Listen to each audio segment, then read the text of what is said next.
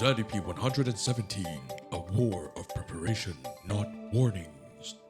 For me, it's a concrete case of countering the misinformation spread by Russia.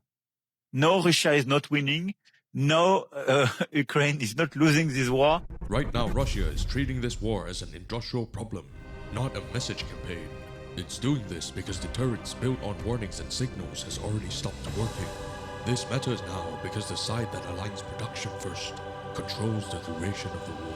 Tonight, we explain how this works and what comes next. Act 1. The signal. The most important signal in this conflict is not a speech or a threat. It is a steady shift in how resources are produced, stored, and preserved. What stands out is not speed on the battlefield, but restraint in using capacity.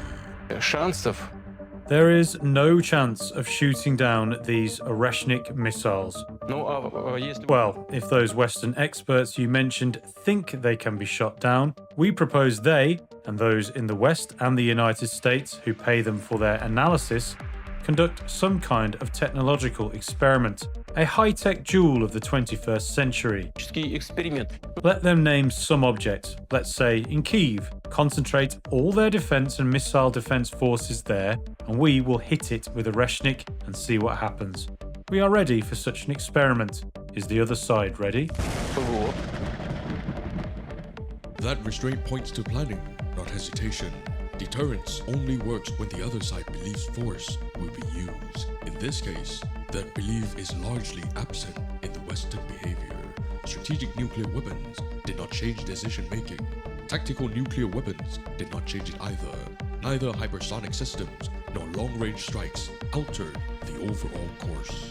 Adding another category of missile does not reset deterrence. It adds one more asset to a system that is already being discounted. This is why new weapons should not be read mainly as psychological tools. They should be read as entries on an inventory list. From that angle, restraint is not weakness. It's a signal that preparation is being prioritized over display.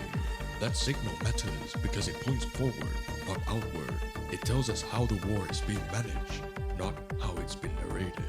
Act 2. The mechanism. The mechanism behind this approach is industrial alignment. Production is being organized around endurance rather than breakthrough. Missiles are built faster than they are used. Artillery shells are manufactured well above current consumption. Glide bombs are deployed selectively while output continues to rise. Air defense interceptors are accumulated instead of exhausted. Stocks are preserved even when use would be possible.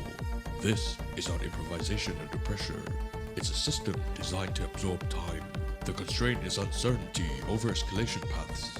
The adjustment is to avoid rapid depletion of key assets. The consequence is a forced posture that can be sustained longer. This pattern repeats across categories and sectors. Meanwhile, Western systems move in the opposite direction. Even where production has improved, it struggles to match consumption. Inventories shrink while reserves thin out. Several assessments show how intensity combat can be sustained only briefly. This is not a national issue for one country. It's a structural issue across the Western system. Industrial capacity was optimized for efficiency, not duration. Rebuilding that capacity takes time that is no longer available. The difference is not about courage or intent. It's about how systems were organized before the conflict began. One side prepared for endurance, the other prepared for speed. Act 3. The consequence. This imbalance shapes the trajectory of the war. A slower pace does not signal weakness. It often signals the resources are being conserved deliberately.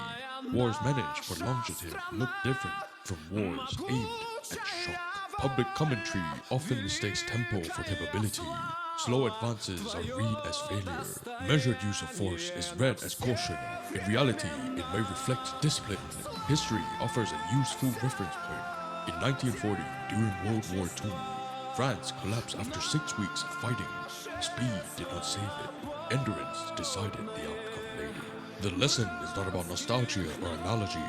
It's about how industrial wars are decided. They are not won by the loudest warnings. They are won by the systems that last longer. Russia has avoided decisive breakthroughs, not because it cannot achieve them. It has avoided them to preserve capacity for wider contingencies. That choice keeps option open beyond the current theater. It also limits exposure to sudden escalation.